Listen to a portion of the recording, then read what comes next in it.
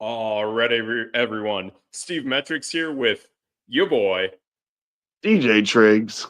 and together we are No Debate Sports. 1 week after the NFL draft, and pretty much we are winding down the first round, going into the second round of the NBA playoffs. Triggs, some crazy weeks we got right now.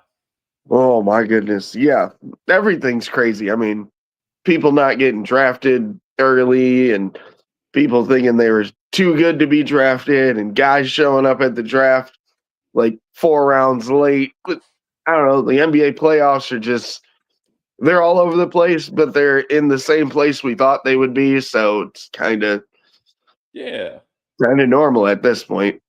I will admit though, so I started to watch the NBA playoffs outside the Bucks series a couple nights ago, and 2 nights ago I did see the Clippers Nuggets game, and it was okay. I mean, it was cool seeing LA win in LA, and then you had a game 7, but that game was still kind of more one sided towards LA at the time, and then the next night.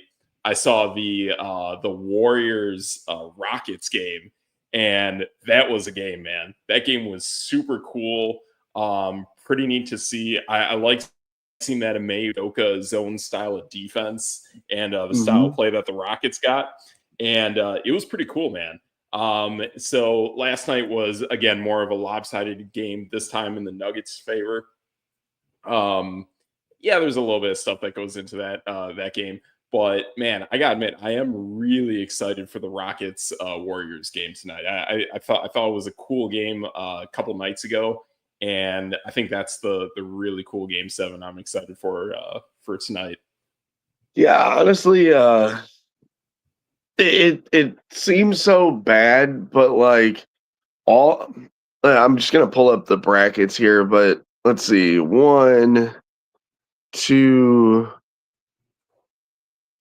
3 of these series had a chance to go like 7, and it was almost like the NBA was like, nope, we don't want that. We want exactly what we want.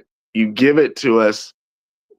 We didn't get the Lakers in the next round. We're kind of mad about it. So no more upsets. Like, not happening. Tough. I mean, the Clippers Nuggets, like, I mean, that probably should have been over after like the first game. Like the Clippers literally looked like they were just gonna run the Nuggets off the court every game. And Sure. then after that weird lob at the end of, was that game 3? Okay. My brain might not be working. At the end where Jokic just throws it up at the rim, and I want to say Porter Jr. caught it. Nope, it was Aaron Gordon. Sure. And just like dunks it in by almost accident. It was like, oh, whew, thank goodness the Nuggets are back in this. And then they just ran away. And I'm like, I didn't really like that. Yeah. And the Rockets Warriors, I'm leaning towards the Warriors, but I've been leaning towards the Warriors since they were in the play-in, that they should play the Rockets. I mean, this was probably a month ago almost. Sure. And then the Knicks Pistons. The Pistons had been the better team for the first 4 games, and then they lose the series. It's like, what? I don't even understand. But I give Jalen Brunson a lot of credit. Yeah. He went off in these last couple of games. Yeah. He's probably the MVP of the whole first round. Sure. But yeah, and the way that he just ended that series with that one fadeaway jumper was absolutely gorgeous. That was a gorgeous shot he made. Pretty cool, and I mean it was kind of devastating too, because I mean if you're Detroit, you just know that your season right there from that one shot, it's over. That's it. Yeah. That's that's one of those where you're like, man, like, that's we great. did everything we were supposed to do, and we still didn't get it done. Yep. It is what it is, but I mean the future for Detroit is bright. Jaden Ivey, Cade Cunningham, I like the way they got that team cooking. It's pretty cool. They even got a what's his name, the guy who used to be on the Lakers. Well, no, not the Lakers, but the guy that was on the Celtics and Pacers. Blank his name. He's German. What's his name? Blanking on his name. I'm not sure. What is it? A German name? No, he's a black guy, but he's German. Oh, Schroeder. Dennis Schroeder. Schroeder. Okay. Yeah. I was like, what? Yeah, I know. I know. But yeah, like they got some good mix of players on that team. They went toe to toe with New York, but like to be honest, New York's got that Tom Thibodeau toughness when you look at their guys, and that's just how they play. I mean, they get a lot of minutes, but you could tell towards the end of that game that toughness from the Knicks, it really did prevail, and I think it matches up well against Boston. The Knicks and Pistons are probably the best series. Like if you were gonna go, hey, this person's a new basketball fan and they only get to watch one series, it would be this one. I mean, Totally. I mean, just look at these games. So game one, okay, the Knicks came out, ran away. It was 11 points. Game 2, 6 points. Game 3, 2. Game 4, 1. Game 5, 3. Game 6, 3. Like It was so close. And that's why I say out of those first 4 games, like it looked like the Pistons had them. All of a sudden the Knicks run away in game 1. Pistons are like, okay, we got game 2. Then it was 2 points. Then it was 1 point. And it was like, man, you just let them score right at the why? What are you doing? Like you had them. Yeah, they definitely had them right there. To be honest, I really did think Detroit was gonna kind of pull away with that game 7 right there, but man, just the way it ended and Jalen Brunson just putting in the dagger with like 2 seconds left, it's just brutal. But it is what it is, and New York prevailed. But I gotta admit, I mean, like looking for what they got coming up next. Boston is a solid team, but I mean, it's going to be a pretty physical series, and the Knicks can go toe to toe with just about anyone physically. Yeah, and the problem with the Celtics, they look a little banged up. I mean, Brown's been a little banged up. Like they were perfectly healthy last year. Yeah, you got guys like Anunoby and Josh Hart that can guard that lengthy, long scoring duo. I'm not saying they're going to shut down Tatum and Brown, like that's not really possible, but they can go toe to toe with them, and they're not looking to score. Right, and Cat should be able to slow up Porzingis to a degree, and when Horford comes in, you got that as well. Yeah, because they can go Mitchell Robinson when Horford comes in, and Bridges can move over. He can guard those 2 guys. Sure. Then it becomes can Peyton Pritchard and oh my gosh, I'm looking at his name, White and Holiday stop Brunson, which nobody's been able to do that. So yeah, that's pretty tough. It could be almost even, almost even. Yeah, absolutely. I think you got that going on. Plus, the cool thing too with this series is you virtually have 0 travel. Mm-hmm. So like these 2 teams, like they're going to be pretty much fresh for just about every single game. So it's pretty cool. You have virtually no travel there. The other Eastern Conference series too, you virtually have 0 travel as well between Cleveland and Indiana. So you got that going on there, which is pretty cool. But yeah, I mean, like I really think that Knicks Celtics series is going to be pretty cool. Going to be pretty tough, gritty. I think that one goes pretty long as well. I think that's probably a 6-7 game series right there. So I like that. It's going to be pretty cool. But yeah, I mean, that was the big thing with Boston last year was everyone was like really healthy throughout the entirety of the playoffs. This year, not so much. And that's the other thing too that I got going tonight with the other the Western Conference game between the Warriors and the Rockets, I really feel that that banged up hand of Steph Curry, that definitely plays a factor. Yeah, it most definitely can because at the end of the day, this was a 3-1 series. It Like, was. Yep. uh, that doesn't happen every day. And the Rockets basically blew them out in game 6, which you kind of expect. Golden State takes the pedal off a little bit. They're like, all Sure. right, we're up 3-1. But they needed that game yet. What was that, 2 days Last night. ago? Yeah, 2 days ago. Yep. Yeah. Yeah, they And needed to end that yeah, game. all of my brain and days are all mixed together. I've been there. Like, and when they couldn't put the pedal down, I can't remember how the box score looked, but I thought it was pretty close at halftime. And then the Warriors came out in the third and they were ready to go. And then that fourth quarter happened and it was like, oh, Right. uh-oh. Like, they're Yeah. not going away. They're not going away. And the thing that I heard that Ime Udoka told the team, and I think he told them at halftime for that game, from what I heard from one of the reporters, is that virtually every single game in this series, they have either won or the Rockets have lost narrowly. They haven't Yeah. lost by many points to Golden State. So they feel that they definitely are the better team. Their playoff seeding shows it as well. But they kind of got the guys. They got to me, I think they got a little bit better youth, a little bit better athleticism than Golden State. Oh, they got a lot of that.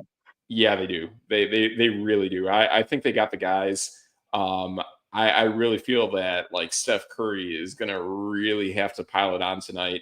But I feel if he doesn't, I just don't think Brandon Podzinski and Jimmy Butler are really gonna like make it happen. I just think you're going uphill. There's too many points that you need to score. It's kind of like what we've brought up with like Luka Doncic and LA or Luka Doncic and Dallas. Pretty much he's almost like the sole scorer of that team, and the other players on the team, they just can't really score enough points. So if you can shut down that big time scorer and there isn't enough diversity scoring wise on that team, it plays a part.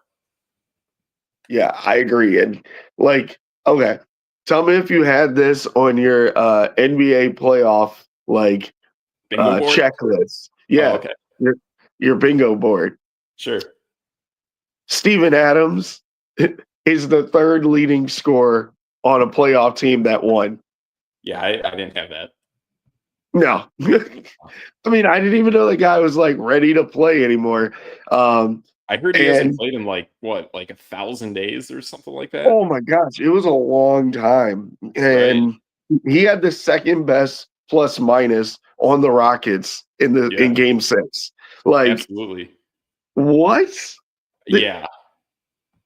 I mean, I bet you there's some teams out there going, dang, we could have had that guy like for nothing. I'm just saying, man, when you see some of these like former Oklahoma City guys and they show up on other teams, like they're pretty good players. Just saying. Yeah, most definitely. And they've even got they got Uncle Jeff on their team too. So they got a couple of those old OK City guys. Absolutely. Like, absolutely. Oh, big takeaway from this game and the series that we were just talking about before. Yep. The Thompson twins are for real. Like, ooh, those dudes are they're lockdown defenders. If they could, I don't mean this in a disrespectful way, but this is exactly what I said during the draft when they came out. If they could learn how to shoot, nobody can stop them. Interesting. And that's what's going on right now with the Rockets? Yeah. So Asar, wait, let me just make sure that I'm not getting the wrong twin in the wrong place. It's Asar and Amon. Amon is on the Rockets. Asar is on the Pistons. Had to get that in my brain. The dude shot like 35% from the field, but you can't take him off the court. He plays probably 35, 40 minutes a game in these series, but he's got a couple steals. He's got a block here. He's got that. He gives you a couple assists, couple rebounds. Like, He's going to give you double-digit points, and he's going to go lock down whoever you need to lock down. Like, and then Asar on Detroit was the same way. Gives you a Sure. couple steals, couple block, but then they shoot like 30%. And you're like, oh, come on. But I Right. think like playing in these high leverage moments, you can work on a guy's shot. I mean, Totally. look at Giannis. Giannis's mid range is almost unstoppable now. Yeah. Yeah. His mid range and Kawhi Leonard have like the two best mid ranges you can find in the NBA. Yeah, most definitely. But Absolutely. those Thompson twins, man, the NBA is in good hands. Let's just put it that Yes. way. It is. It is. And to be honest, like seeing some of these teams with like new blood that's starting to show its way through the playoffs. I mean, there's almost, to be honest, there's almost like six teams that kind of have new blood. I know Oklahoma City was kind of good last year, but the fact that they took this giant monumental leap all the way up to number one is incredibly impressive. I really do like the way Minnesota has kind of been making themselves into a perennial playoff team. Out east, I mean, Cleveland doing everything post LeBron, I think is incredibly impressive. The Pacers are a fast paced team, well coached. You got the Knicks with their Villanova guys and Thibodeau. Pretty much the only team that's really, or the two teams that have kind of been long standing perennial playoff powerhouses that are back in the second round are the Nuggets and the Celtics. Other than that, those other six teams are kind of new blood. Right. And speaking of old blood, like I feel like the Warriors, I, and I mean they got up 3-1. You know, I can't take anything away from that. No. But doesn't their rotation just seem whatever? Yeah, Like, it seems a little slow. It's like it's basically Draymond Green, Podzinski, Curry, and Kaminga, and then you just kind of hope that the other guys can kind of come in and out. I mean, like Gary Payton Jr. is solid, but that's a defensive powerhouse guy. That's not a real scorer. So it seems like they're really, really desperate to get more scoring in that lineup. right. But when you look at it, it's Draymond, Steph, and Jimmy Butler all playing 40 minutes a game. Yep. And then they just throw bodies in. Like you said, Yes. there's Pod, there's Moody, there's Looney, there's Buddy Hield, there's Gary Payton. Like you just throw like other Yeah. dudes in there and go, oh, Hope. who's gonna get hot this time? I mean, Yeah. look at this last game. Buddy Hield was like 0 for 5 or 6 or something. And it's like, Yeah. man, you're almost a liability if you can't hit a shot. Absolutely. Yeah. And to be honest, too, like last night, I mean, I know they kind of flipped the script. And to be honest, I really do feel that the elevation played a massive factor in last night's game. But that's kind of what you saw at the beginning with the Nuggets with Jokic and Jamal Murray is they were so flat to start that game. But even then, they were only down like maybe 6 points. That once that game started to go a little bit longer, we started to get into the second quarter, then halftime, then the third quarter it was like, man, just that conditioning and the fact that those guys were so bad that you're going to regress to the mean and eventually get your shooting back. That it's not really that much of a surprise that in that second half that Murray and Jokic piled it on, and then the Nuggets just totally pulled away from the Clippers. See, I'm glad you brought that up because I had a stat that I needed to move. Between the second and third quarter, they beat them 72-40. Oh my gosh. I mean, all of a sudden, Yep. like that game, they were up 20, then it was 24, and then all of a sudden it was 30. And Yep. you're going into the fourth quarter. You cannot go into the fourth quarter basically down 20 plus points. It's just it's too long. And I mean, I think the thing is too, like when I see a basketball game, and granted I like college games, and I'm like, cool, okay, cool. 20 points second half, you pretty much get 20 minutes in a quarter. You can chip into that. Not in the NBA. In the NBA, you have 12 minutes per quarter. You're down 20 with one quarter left. You're done. You really Yep. should be done. And this is another one of those series that should have been 3-1 Clippers. Absolutely. And Yep. once that dunk went in at the last second, this series was over. They just didn't. I mean, yeah, they won one more game in there, but it was more of like a do or die. Like we're getting pounded against the wall. Right. And that was another one where like it it just came down to who wanted it more, and James Harden took 8 shots. So clearly he didn't want it. He was out there for 30, 40 minutes, took 8 shots. Yeah, He made and 2. James Harden, man, I'm telling you, like that's the guy that when he turns it on, like he turns it on, man. Like he can really shoot. Um, I think he's getting to the point though where like he's got to kind of stop trying to like just draw that contact because to me it does take away trying to actually get a good shot.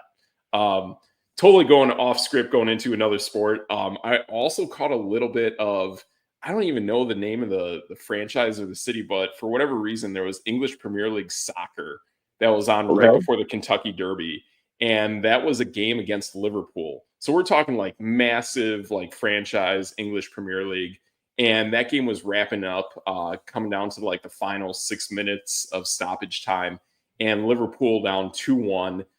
Basically was driving downfield.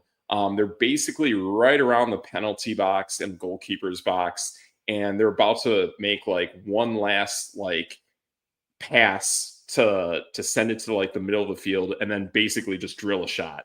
Well, as they're kind of working their way towards like I don't know baseline back where the goal where the net is, right before that guy tried to like kick it to the center, it was like he was trying to draw contact and then he wasn't able to make that kick.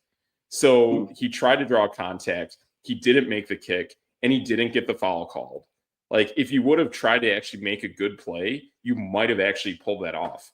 But that's where you kind of fall flat. And when you got guys like James Harden trying to get that foul and it's just not delivering, and then your legs start to go, and then the elevation starts to play a factor, it's just gonna fall apart. Yeah, and the big problem with James Harden is, I mean, this goes all the way back to Houston days. He doesn't show up in the big moments.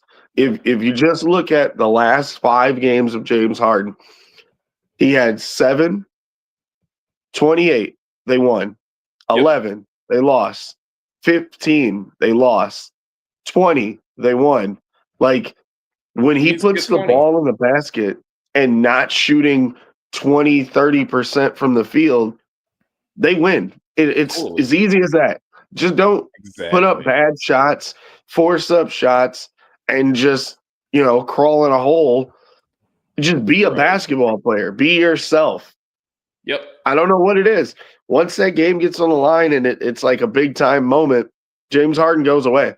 Yeah, and I kind of felt like right before halftime when Russell Westbrook was at the line shooting free throws, he hits his first one, and then the second one he misses, and you got James Harden lined up low post, and James Harden is trying to get the rebound off the rim, and Russell Westbrook just flies in with like classic Westbrook hustle, and then he gets that rebound and puts it back.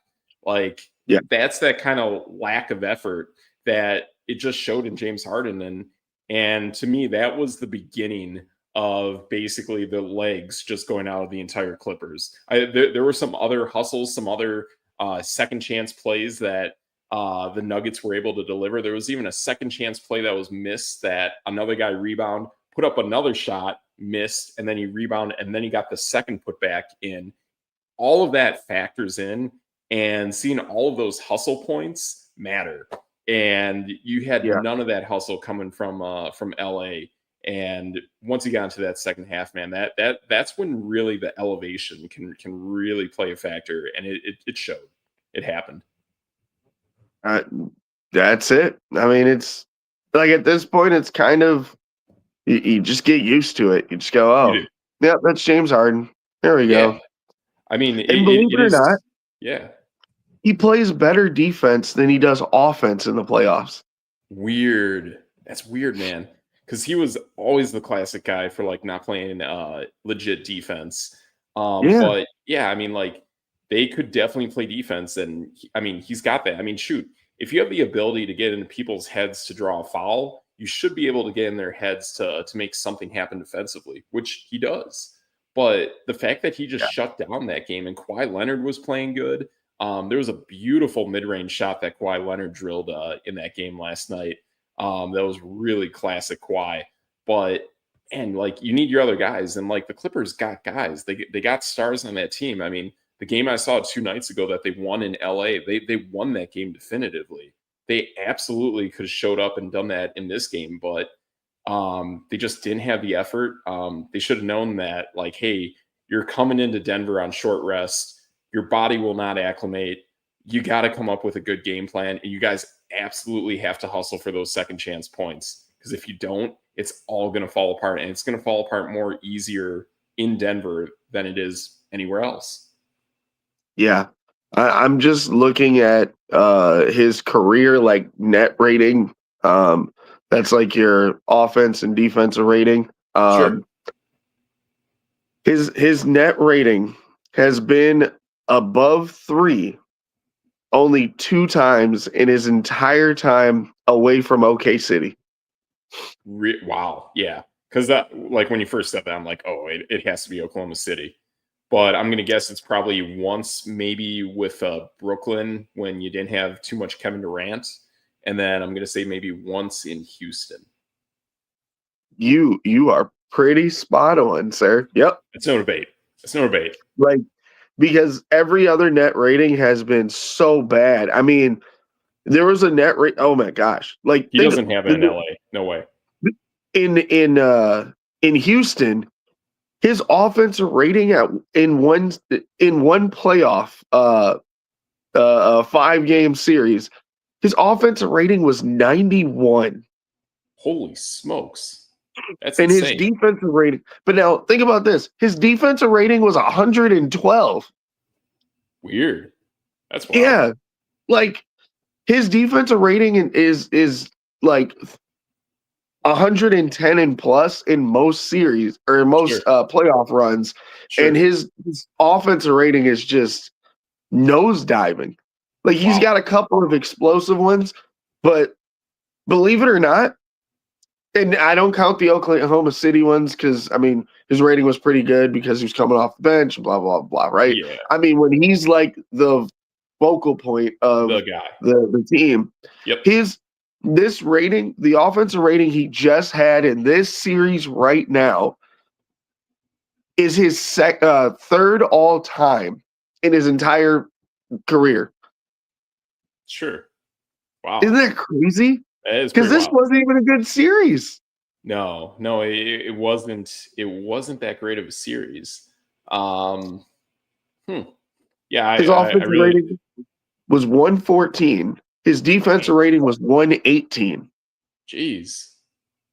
Yeah, I mean, he was playing well. I just thought that was so weird in the game last night. It's like, wait a minute, like he's just not scoring points, and they clearly can't win that game without him scoring points. Kawhi is great, but you need Kawhi and James Harden.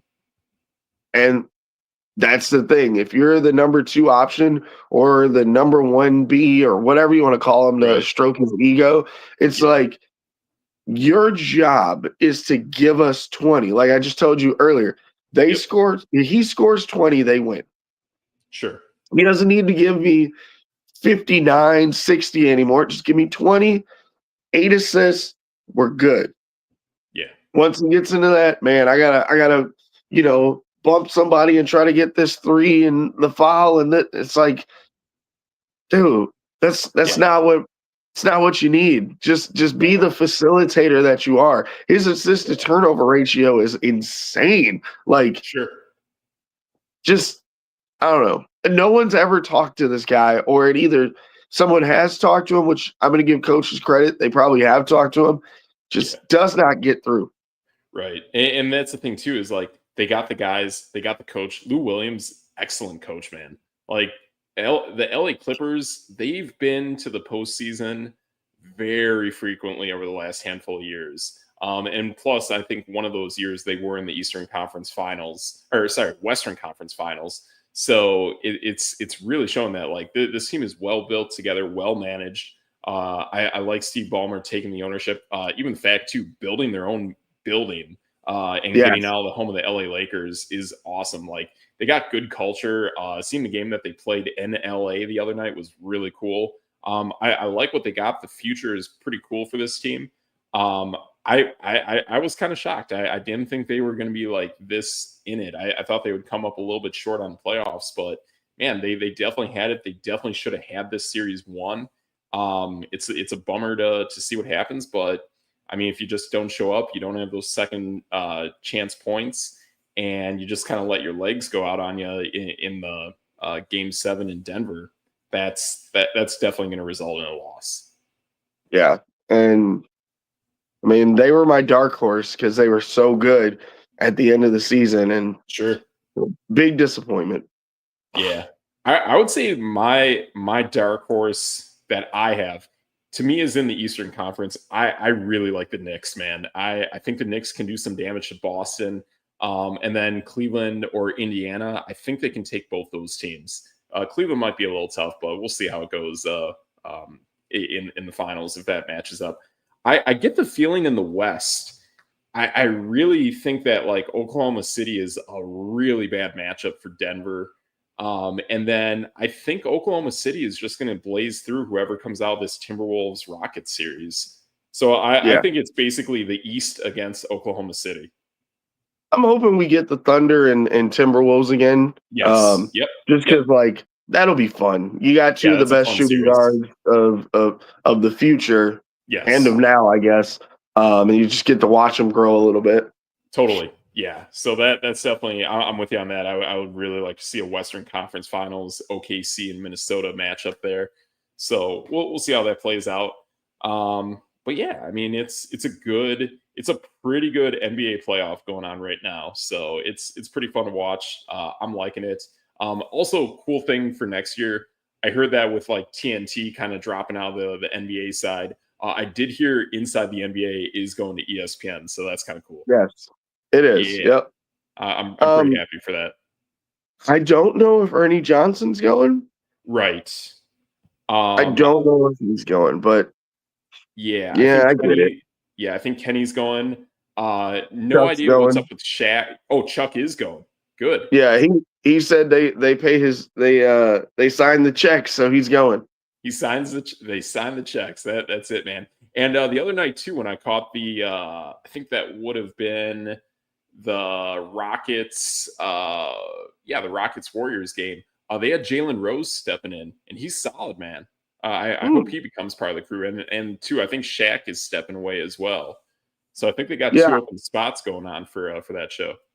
I haven't heard anything on Shaq yet because he's wishy washy. I don't know, man. Yeah. All right, I'm gonna say it. Shaq is starting to become a talking head, and it's Yes. just annoying. Like, Yeah, and he doesn't have that charisma like he does in the commercials or like we saw back when he was a player. For whatever reason, when he's on TNT, he's very bland and dull, and he's basically the one of the ESPN guys. yeah, he does like his shtick. Like that's Yes. all he does. It's Yep. like the other guys could be having this serious, like, back and forth conversation. And like Ernie Johnson will have to like reel him in, but Yeah, they give him as like, oh, Dr. O'Neill, and I know. and they call him all the nicknames, and it's like everything he does seems rehearsed. It Where does. like Yeah. we like Chuck because he just goes, it's Oh yeah, Chuck. he does. And Yep. And and Jalen Rose, Ernie's same way there. too. Yeah, Ernie's there to be the serious guy, like Sure. he keeps us on the right track. Kenny, like he A little bit of gives it both. to you from, yeah, a little bit of both, right? Yep. And Shaq just seems like a caricature of Yeah. Shaq. He does. And I mean, I really liked Shaq. This probably would have been about maybe a handful of years ago when the Bucks were blazing through the playoffs and the Atlanta Hawks were a real serious team. When Shaq was behind the Hawks, and somehow he made some giant winged hawk thing, and he made it out of Chuck Bucks, and it was hilarious and it was amazing. And seeing that side of Shaq was great. But like, man, I mean, outside of that, it's been just like dull, serious, and rehearsed Shaq that it's just not who I really think he is, and it's very bizarre, man. Like it's Yeah, basically like Kendrick Perkins on ESPN, who is just super serious and awful, and it sucks, man. Like it yeah, sucks. Like they are so boring. And with Kendrick Perkins, at least he tries to give you some, like, you know, him a little bit of humor or something. But it's like other people have to lead him in to get that humor out of him. Yeah, like, Shanae Dumike is really good at that. Like oh, she's the great. two of them together are great. But Yes. like when he's with other people or on other shows, it's like Perk, we didn't come here to like get serious NBA from you. You averaged No. 2 points like your whole life. We're Yeah. good. Like Yeah, I'll tell you this. Like when it was Kendrick, yeah, you're right. He was always like the seventh or eighth guy on the Celtics roster. But yeah, when it was like Perk, you had Mike Wilbon, and then you had to be honest, JJ Redick. Like the yes. three of them, it was like, oh my gosh, who's on trial? Like it's like literally like way too tense, way too negative. And then throw Stephen A. Smith on top of that, and it's just a disaster. So Yeah. like that's where the lightness of Inside the NBA is so much more enjoyable, so much more fun. And I'm glad it's sticking around. They're absolutely great at what they do, and a lot of different shows, even various sports, they all point to that. And it's like that's how you do it. Yeah, because they get it. They don't they know half the time it's like midnight. We don't care about the ins and outs of No, how he came off of this drop step and turn. no, Like sometimes we literally just want to hear, ooh, oh, he just did you see that? Like, yes, exactly. that's exactly what I because when Yes, you hear that noise, you could be in the other room and it's halftime. You could be in the other room. This is me cooking, by the way. I got my frying nice, pan up there, like nice. you're just cooking away, and all of a sudden you hear, Absolutely. oh, and now you turn around and go, wait, rewind. What happened? Oh yeah. And now your face is, oh, Yep. okay, and like And you're totally. I would say that you got a good group. you do. And I would say like one of the best things too from the other night was unfortunately that Knicks Pistons series going the way that it was, and seeing the Pistons fall short. And then boom, what do you know? Inside the NBA had a camera straight on Jalen Rose, and seeing Jalen Rose expression from that, like man, that was so much fun. Jalen's a cool guy, man. And then they threw towels at him at the end of the episode. And that's the thing though, is like I think of some of the times where they'll have like again, not to be mean to those teams, but like the Hornets versus the Hawks or something, Oh, and they will literally say things like, "Ain't nobody watching this." nobody Like, watching this game. but then Ain't like nobody you turn watching. on ESPN and like they don't even show highlights from that game. I get it, no one's watching it, but we still want to know the score or if Trey Young and LaMelo put up big Yes. numbers. Like you don't have to give us like analysis on the whole thing. Just be like, oh, LaMelo went for 50. Got it. All right, cool. But Cool. then you have Yep. teams like the Bucks or Memphis was one of those teams. Oklahoma City was one of those teams for a while. They don't even get highlights on other shows. And it's like we still have Two Giannis solid and teams. these superhero players. Like, Yeah, all right. right, I know you guys really want Jokic to be awesome. Go ahead, give him another MVP. Like, there are other teams in the NBA. Like, and that's what I've Yeah, always enjoyed about inside the NBA is like you get enough of everything. totally. Absolutely. Yeah, you get enough of everything. And then seeing too these teams get eliminated, and then which teams are now gone fishing is absolutely the best. Because they've all been there. Like, Absolutely. and that's one of the things I really like about that show. Like, even with Shaq in there, but again, he gets annoying when he's like, "Oh, count my rings," and it's like, okay, like you were the best player on the planet for like 2 3 years. Yes. Great, cool, awesome. We give you that credit. You don't Yeah. have to say it every 5 minutes. We know who you are. Like Mhm.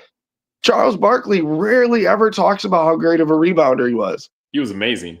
Amazing at 6'4", 6'4", maybe. Yep. Like Kenny Smith, like he was the perfect role player, Yep. knockdown shooter, could Yep. jump out of the gym, went Yep. to North Carolina, highly recruited, all of those things. You don't Yeah. hear him say it like ever. No. You don't even know he plays basketball half the time. Absolutely, and that's the thing is like some of these guys. I mean, like you really recognize them as commentators because they're so Mhm. good at what they do. I mean, even going to the NFL side, Chris Collinsworth. I mean, he's before our lifetimes, but that Yeah. guy was going to be possibly almost up there with Jerry Rice in terms of talent. But like when you had a devastating knee injury, that changes things.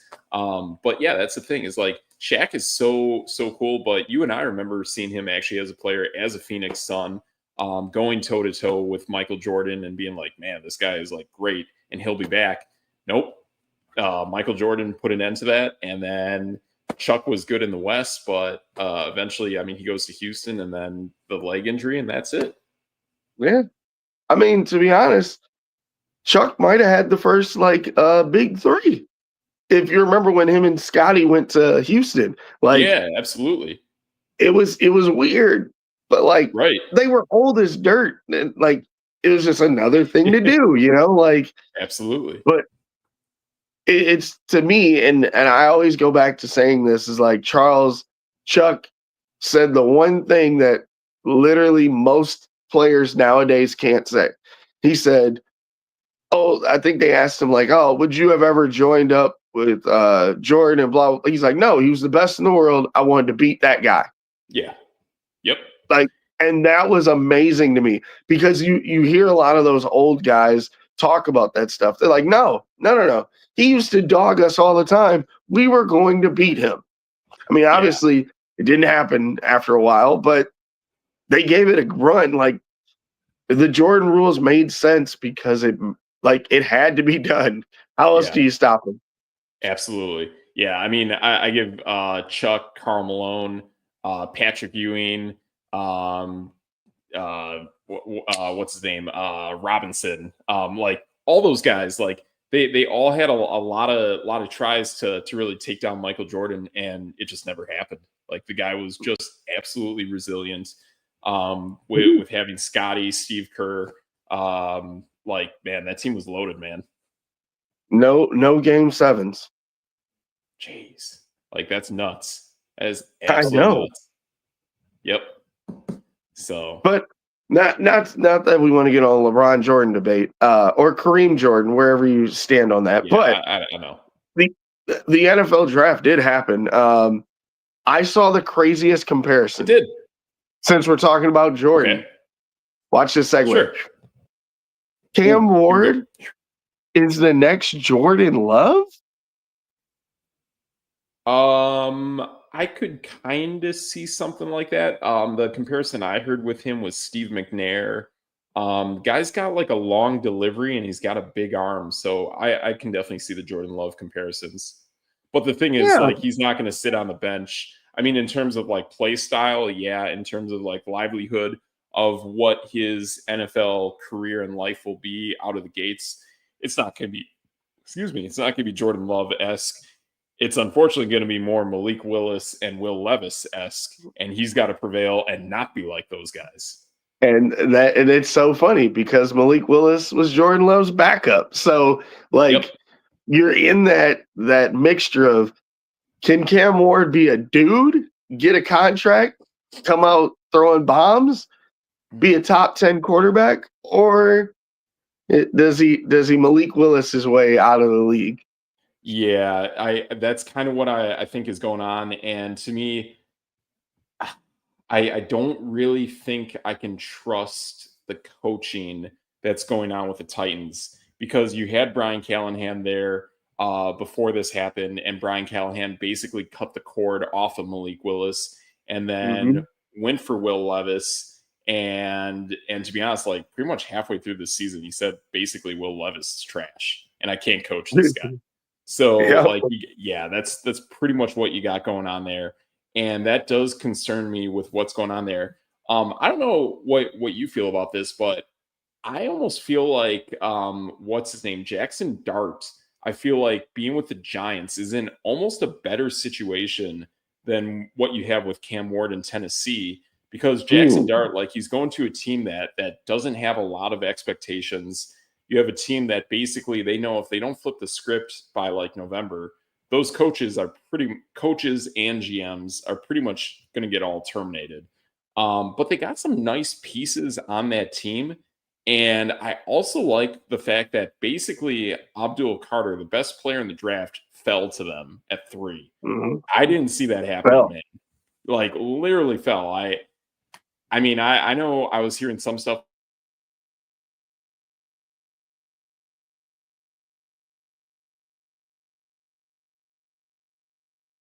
oh, you froze up on me, Metrics. a while like out with Jacksonville. That is crazy. It's very wild how that happened. But I think New York like really landed some really solid draft picks. Yeah, I mean, I'm big on what New York did in the draft, not as a team. Sure. But if you go on just weapons, so listen to this lineup. Okay. So Tennessee is going to bring out Tony Pollard and Tajay Spears. I know you like Tajay. Yep. Um, wide receiver wise, and this is where the weapons. I'm like, okay, I'm not against this. Sure. Calvin Ridley, Traylon Burke, Van Jefferson, and Tyler Lockett. Yeah. That's That solid. it is solid. And that's a thing that we're seeing with Tennessee is basically if there's any wide receiver who kind of feels like they're kind of in like a state of purgatory, that there isn't really a team that's really vying for the services, they're all flocking to Tennessee every single season because Tennessee is always that kind of it's a great location and it has no state income tax. And And almost does like almost all the other teams in that division have no state income tax as well. and since they got rid of Henry, they just chuck the ball. They They have don't to care. chuck They're it. gonna loot. Like you know, your stats are gonna get inflated because Tennessee's gonna get beat up pretty badly in their Yep. division. Yep. And then you're just gonna be chucking it all over the field. You might get 100 yards in a game that you didn't even expect to get 10. Exactly. The only weird thing in this, and I know Minnesota was able to kind of like crack the code on this 2 years ago. This would have been right before they got Aaron Jones, but this would have been the year coming off of their terrible defensive season. So they brought in Brian Flores, but had no run game, but could throw the ball with the guys they had. That's kind of telling me that that might be the style that Tennessee is going to go down because Tennessee has like a top-notch defense, and the fact that they even had a good defense without a good offense last year to me is pretty impressive. They're going to go into this season again with having one of the best defenses in the NFL, but they're going to have virtually no run game. So it's hard to get that mix of being able to lock down on defense and have a good passing game, but maintain your possessions and also maintain your possessions and not score quickly is a very hard dynamic to achieve. But we did see 2 years ago the Minnesota Vikings did pull that off. Okay, question for you: is there anyone in the draft? I mean, it can be anyone, Yep. any round that you were like, oh, this might have been a steal. Oh yeah. Yeah, to me that's clear as day. I have this guy as honestly the best running back. I know there's that guy from North Carolina that got drafted. I forgot what team. But to me, the draft pick that stood out to me, and this team has kind of a franchise quarterback. I don't like the OC because he used to be my head coach. Um, I really, really like Travion Henderson to the Patriots, man. That's a scary guy. I'm already seeing that guy for fantasy is like up there, kind of like top 10 ish. That's a scary running back, man, out of Ohio State. Wow, I'm surprised you didn't say your own guy. Like, Yeah. so now Trayvon's going to be behind Ramondre Stevenson. Oh, Is he's that better than still? that guy. Yeah, Does he'll that beat scare that you guy. a little bit though? Not at all. No, he'll beat out Ramondre Stevenson. That at this point, this guy's a scrub. No, like Trayvon's going to take that job. Hmm. All right. I mean, I was not prepared for that. I'm not gonna lie. Yeah, That would caught me a little off guard. yeah. There's another running back too. I saw. I forgot where he went, but he's also from Ohio State, and that guy had really good tape as well. I think this guy was an Ohio State transfer. He played behind Travion Henderson, but still the snaps he played was solid. This year he Oh, played at Ohio State, but the year before he was the full time back at Ole Miss. So I forgot who that guy was, and I forgot where he ended up. But that's also another sneaky, solid running back. But I mean, yeah, I mean, sure, I like the excitement behind Ashton Genty.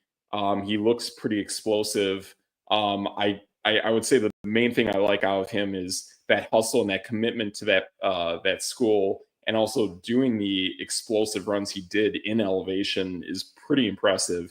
My concern is, does he have the size to pick up pass protection, and can he catch a football as well? I mean, granted, we saw that too back with Derrick Henry back in the day, where he was just a downhill power runner, couldn't really catch a football. And then maybe about 3 years into the league, he really started to develop his game and was starting to make those nice little pass catches out of the backfield when a play broke down.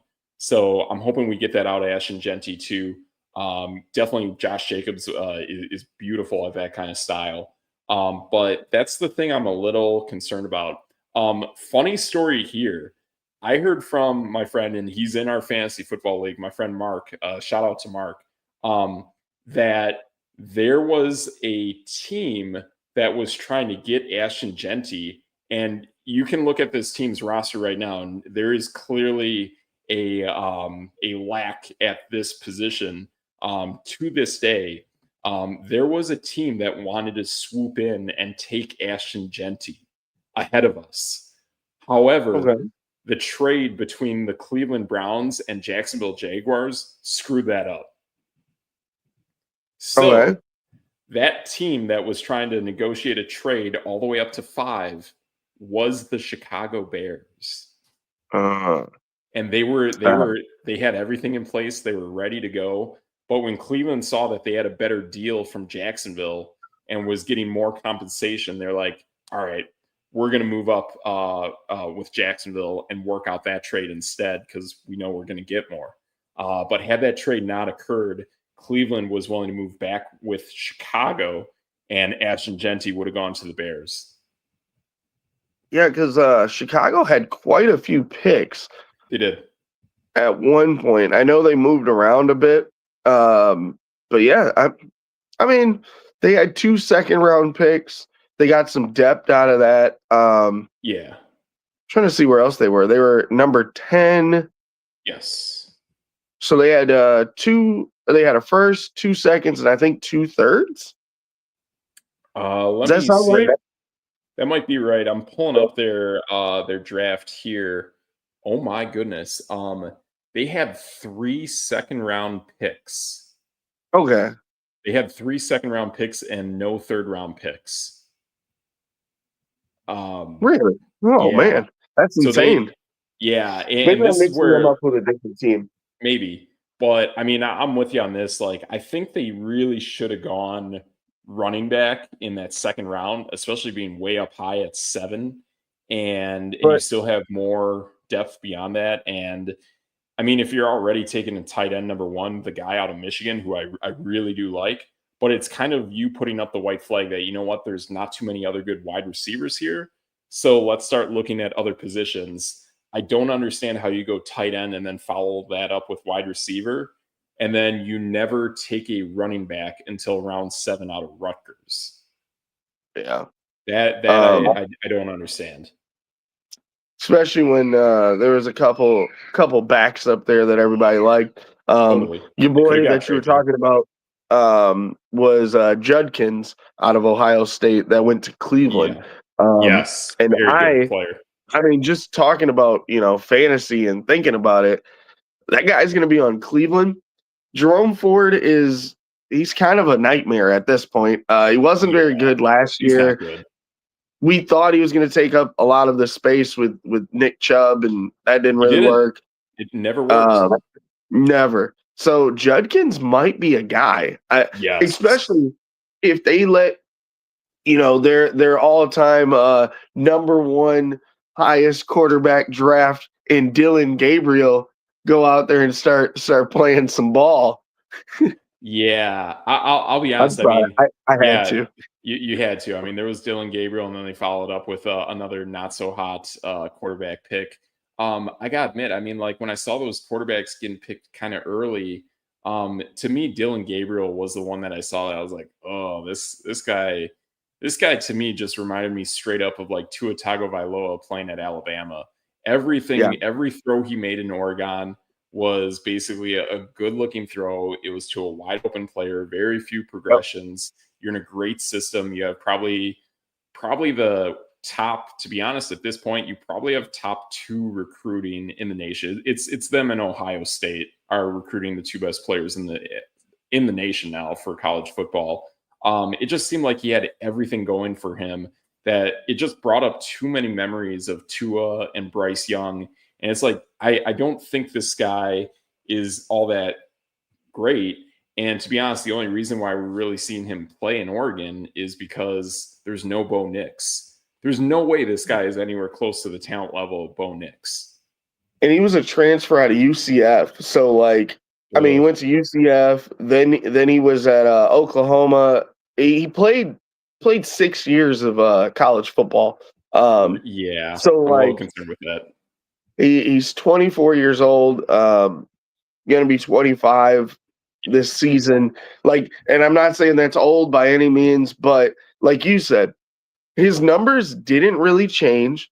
He doesn't throw a lot of interceptions. He throws about 30 touchdowns a year, about 6 or 7 picks a year. But like, does he have a big arm? Not really. His completion percentage is, I mean, it's solid, for a college football player. Yep. He's only 6 foot tall and 200 pounds. So like, he's very small. Like, I was very confused by that one. And he's not the fastest dude on the planet. Like, so he's not going to give you Jalen Hurts numbers or anything like that, or even Tua. Tua's got some speed at some points. But yeah, they're probably going to run the football to get the passing game going, because Joe Flacco is probably going to be the number one right out of the gate. I think they're probably going to cut Pickett, and they're probably going to cut Shador, but they might cut Gabriel. One of these rookies is not making the team. Like, I'm just putting it out there right away. Yeah, one of those rookies is definitely going to be on the practice squad. And that's the thing too, is like, and I saw this from the draft. The moment they did draft Shedeur Sanders, and we know this came from Jim Haslam, because Jim Haslam's been doing some wonky stuff between that stupid money to Deshaun Watkins, and unfortunately on our side of the ball in Milwaukee, dealing Drew Holiday. You had all this weird stuff going on. So that is the move. But in that moment when they drafted Shedeur, you had both the GM and Stefanski next to each other doing the golf clap. So they're not too happy with having Shedeur on this team, but they're going to give him a shot. They're going to see what he's got. Hey. I think Shedeur should, to be honest, despite all this stuff, if he is as good as he thinks he is, he should be right up there as good as Joe Flacco. Is that going to be Is it going to happen? Maybe, maybe not. But I think you're right that one of those 2 rookies will be on the roster. The other will be practice squad. And then Pickett totally gets cut for the fact that Pickett isn't all that good. And if we got attitude concerns going on with Shedeur Sanders, I don't know. Kenny Pickett has a pretty bad attitude too. Like, he was the one that I knew when while he was in Pittsburgh, after he basically took over for somewhat Ben Roethlisberger. And to be honest, he really took over from Mitch Trubisky not being all that great there. When he learned that Russell Wilson was coming, he said, I don't want to compete. So then they dealt him to Philadelphia. He won a Super Bowl. I'll give him that. But then Philadelphia was like, no, this guy's no good. So then they trade him for Dorian Thompson-Robinson, who I like. And with Pickett now in Cleveland, I think that's just a bad mix of quarterbacks. We're basically saying Deshaun Watson's not on the team. He's going to heal up from his injury. They'll eat up the cash and they'll cut him. That's going to happen. But basically, they only have send him home to get paid. Yep. So that's it right there. Their quarterback room is going to be Joe Flacco with 1 backup and then 1 on the practice squad, and that's how they're going to roll. And it's crazy. Like, so I'm going to give Shedeur the benefit of the doubt, right? Let's say he's amazing, and all of the racism and all this prejudice and that and this and that. I don't really run with any of that narrative. But no. Let's say he is solid. Yeah. He can just play. Like, he's not great. He's not anything. He's just solid. Yep. he'll have the starting job at some point at the end of this season. Sure. Because I don't see Cleveland beating out Cincinnati, who's going to retool. I don't see them beating out Baltimore for sure. Oh. Like, Pittsburgh is going to be better than Cleveland. They're a 500 team no matter what with Tomlin. So at some point, probably, I mean, it could be as early as week 1, but at some point up maybe week 10, Shedeur Sanders is going to get a run at the starting job at this team, unless he's really bad in training camp. Right. And we're going to see if the guy can play or not. So all of this crazy news that we've got going on, we'll see. Yeah. The stuff that I've seen from Shedeur Sanders isn't anything that you've mentioned. What I've seen with Shedeur Sanders is the fact, a few things. And if you actually roll back his stats, you go back 2 years ago in the Pac-12, they actually only played one legit game, and that was against Oregon. They got destroyed. That was 42-6. Who knows when those 6 points? It was scored by Shedeur. Was it garbage time? Was it real time? Don't know. But that's it. And then this past season, they basically get relegated. The Pac-12 dissolves. They get relegated to the Big 12. Big 12 is not a good football conference, not anymore. It has no Texas, has no Oklahoma. A lot of weird scoring teams, really lackluster on defense. So basically, the only game he played last season that was credible was the bowl game against Brigham Young. And they lost that game. And he threw for 200 yards, 2 touchdowns, 2 interceptions. Not that great of a looking game. Chose not to go to the Reese's Senior Bowl, chose not to throw at the Combine, and at the Combine interviewed horribly. Brian Dable said he was the worst interview he's ever had. And there's another GM that went on record and said flat out, this guy was a terrible interview. I know that apparently one of his interviews, he was talking about some video game where you're buying property and all that. Pretty weird stuff. The other thing that I've seen is, and you can see this on social media, you have times where him and Cam Ward were training together, and Cam Ward is pretty focused, very driven, basically knew that he has what it takes to be basically the highest pick in the NFL draft, and he's working towards that. And Shedeur, while they're working out, is kind of almost like bullying him to the fact that like he's so committed to football, which I thought was very bizarre. There was a point where him and Ward are training, and he's like, "Hey, let's go rap, let's go make a song together." And Cam Ward's like, "Nah, man, like I'm about football. I'm going to play football." And then there's another tape where they're working out together, and it's so weird because like I think Shedeur Sanders says something to piss off Cam Ward, and then Cam Ward goes right back at him and says, "Dude, you're nothing but captain check down. The only reason why your percentage is so great is because you're checking down left and right. You don't have the stats to back it up, and then you're going to just go ditch, and you want to go get Gatorade or something, and I'm here working out." And Shedeur comes back and says, "Yeah, I get Gatorade because they pay me." Like, like it's a bad look, man. Like everything to me with Shedeur and Travis Hunter is all about money and not the fact that they played against the highest top-notch talent and were able to deliver results against that talent. I don't think either of those guys have that. Yeah, and here's the way to put that. So I'm looking at his splits from this past season. Yep. He only had 1 touchdown on 4th down. He also had 1 interception on 4th down. Now let's split it to 1st down. 18 touchdowns, 6 interceptions on 1st down.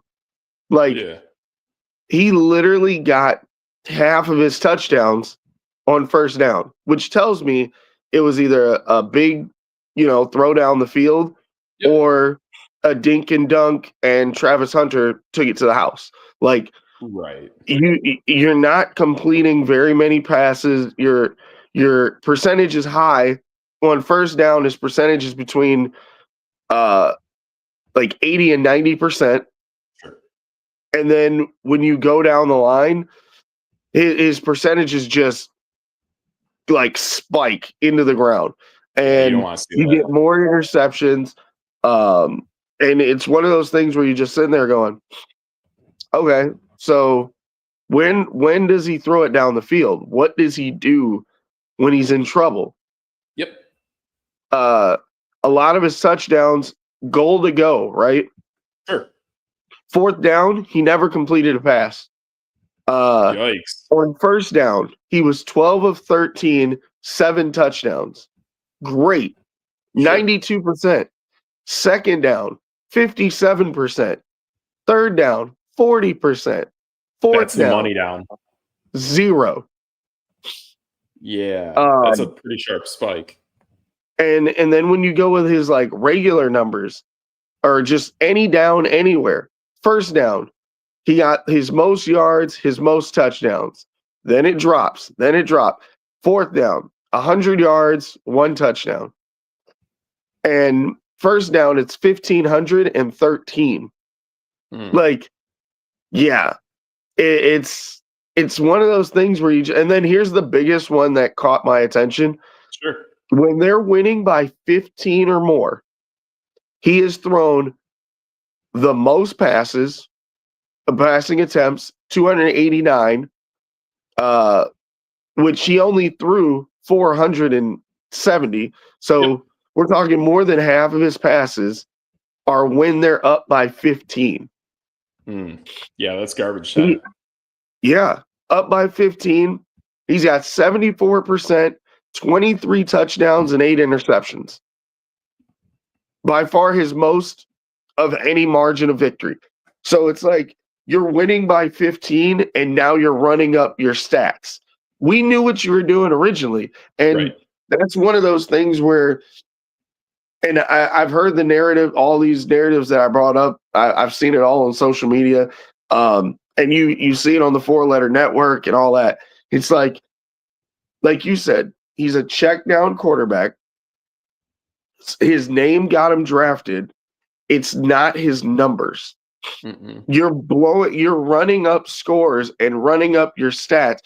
2,300 yards when you're already up 15.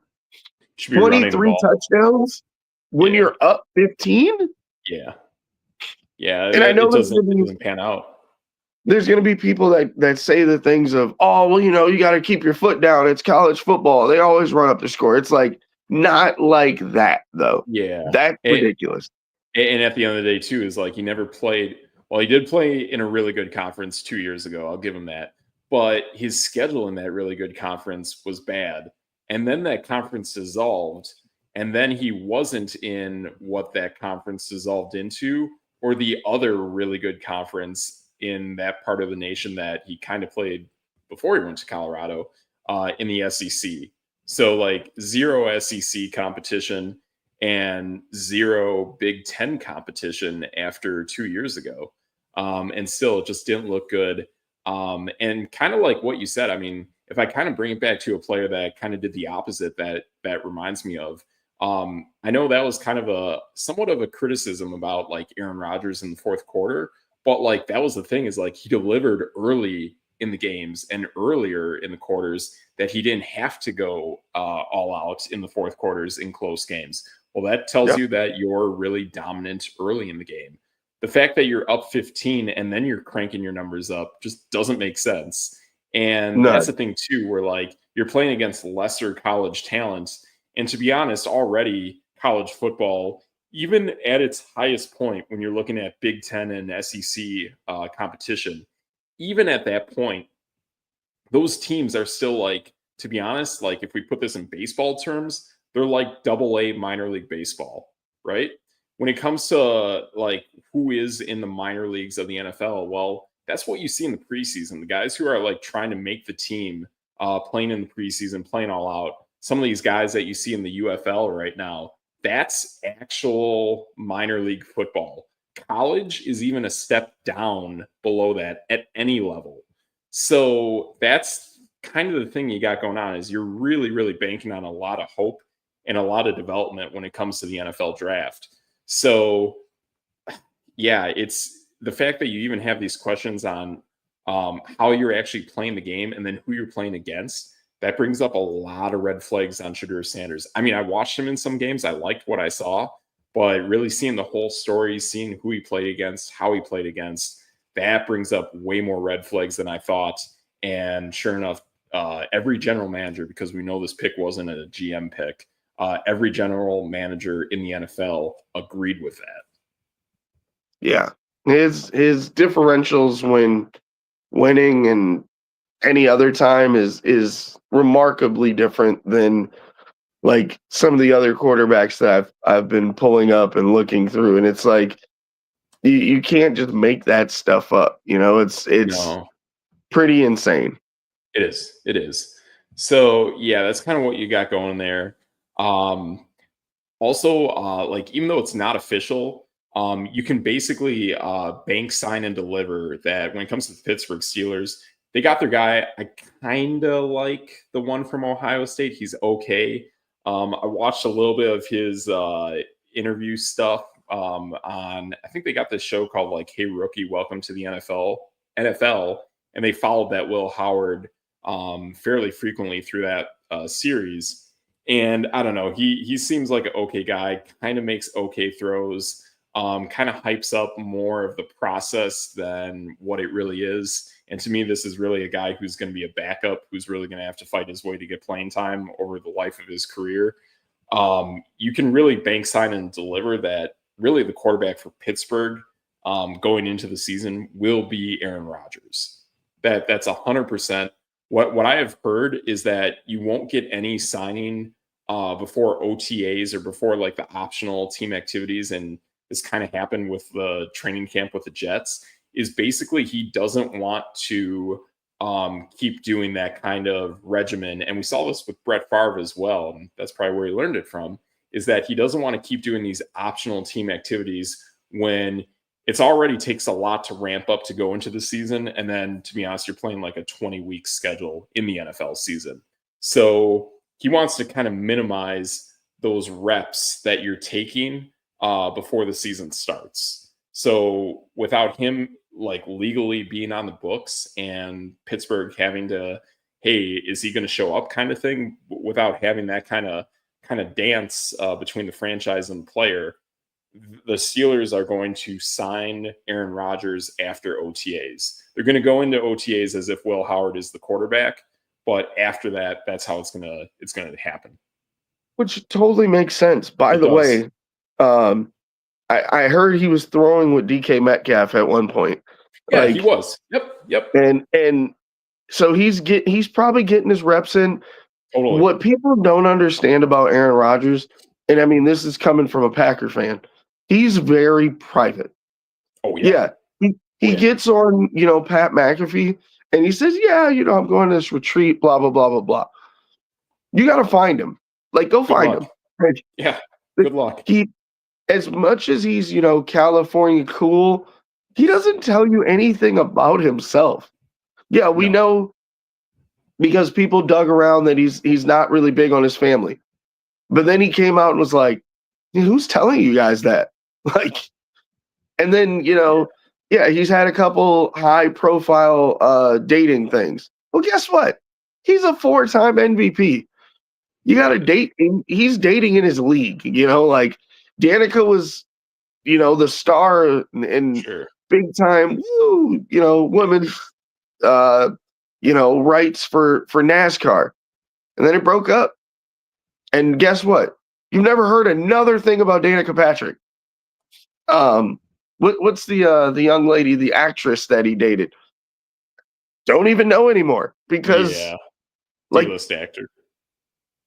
I don't know. I think she was like known, but the second one. Yeah, the first one was Olivia Munn or something like that. There you go, Olivia Munn.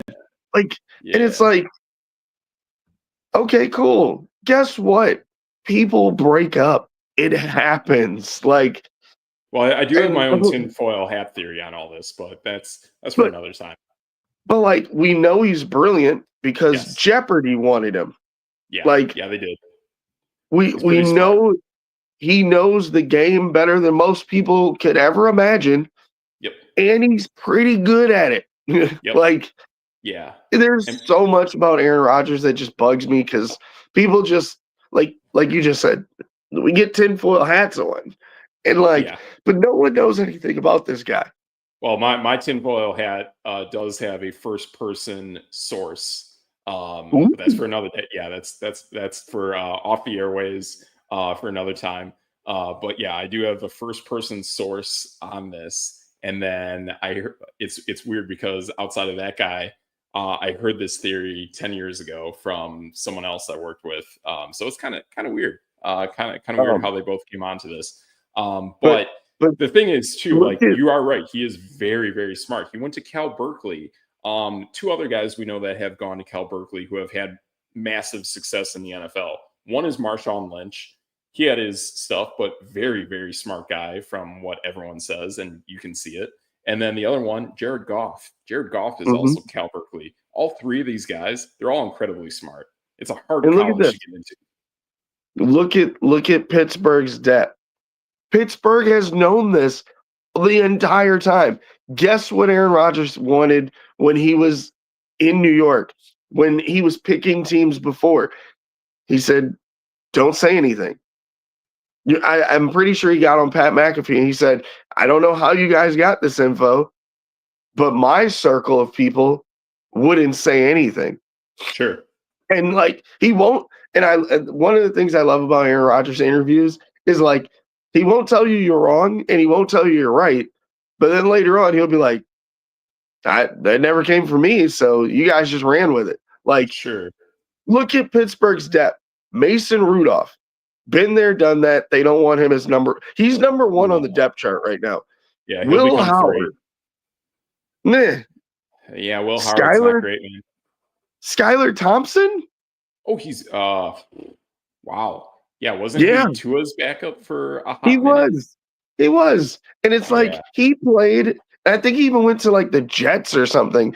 And sure. like, you're like, nobody knows this guy. We're not trying to be mean to the dude, but like, Doesn't have it. this, yeah. Oh, no, he was, I think he was on the Jets and probably got cut because 2013, he has no stats. So, Okay. like, I don't know. But you think the Pittsburgh Steelers, who are one of the best run franchises in the history of football, Yeah. are going in with those guys throwing to George Pickens and DK Metcalf? No way. No way. Like it has to be an upgrade. Now I will tell you this though, between free agency and the draft, there is a massive hole on this team that is a concern, especially a concern bringing in a guy like Aaron Rodgers. And to me, that's like left tackle. They Mhm. lost one and they did not address it in the draft. Unless they got someone coming out of free agency or someone they picked up the phone for after the draft, that is still a gaping hole that they have. But maybe a guy like they did draft a running back early in Caleb Johnson, running back out of Iowa, and that's something that they had to do because they lost Najee Harris. Grant, they have Jalen Warren, and to be honest, if I can only pick one running back between those two, I'm picking Jalen Warren. So maybe this is a guy who they feel confident can actually pick up the blitz. Maybe that matters. What about Broderick Jones? He was a first round pick for them a couple of years ago, and he looks to be seated. He's a 14th overall pick Okay, last season. So sure, like I can do it. maybe they know he's going to be the guy because he looks Yeah, like the guy right now. yeah, that's totally fair. If you know that you have your heir apparent and he's ready to go, so be it. I know too, like for us with the Raiders, like we had that with I'm blanking on the guy's name, but the guy we drafted out of UCLA took him a little time to develop, and then boom, he became the guy. Same thing. If you have that guy, he can develop. He's the heir apparent, and he's going to take the place of the guy that you let leave from free agency. Then by all means, that needs to be the plan, and you need to commit to it. I mean, our guy could move over to tackle. He's 6'7", 264. I mean, Darnell Washington's over there at tight end right now. Ah, that's right. I totally blanked that our guy Darnell Washington is down there. Darnell's awesome, man. Like he can totally pick up any block. And he did catch some nice passes last year, man. Like seeing him more into the passing game and it's not all 100% Pat Fryermuth is pretty cool. Hey, this is his third season, and he's only 23 years old. Isn't that Yeah, insane? that's crazy. 23 years old in year 3. Holy smokes.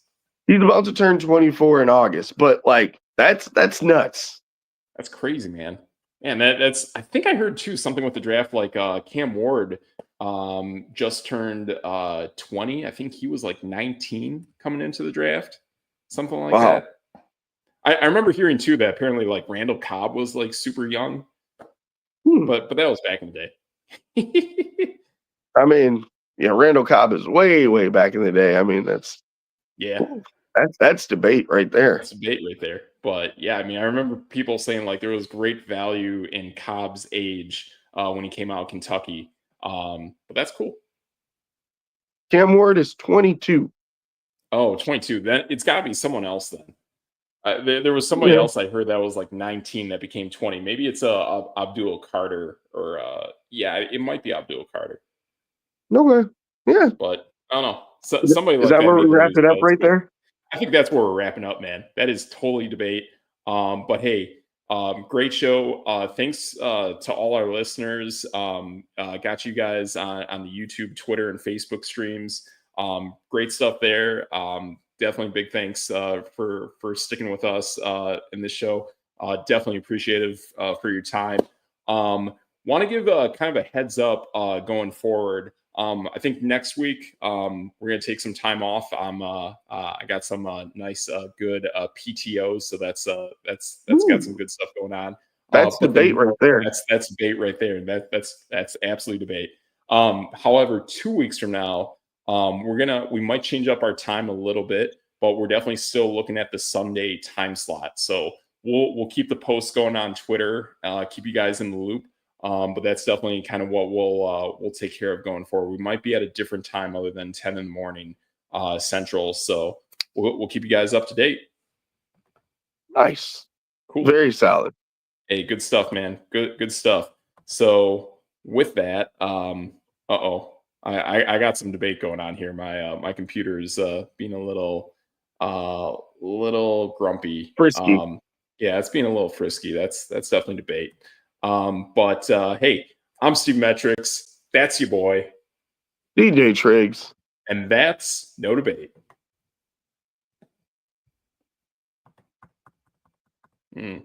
Pressing buttons.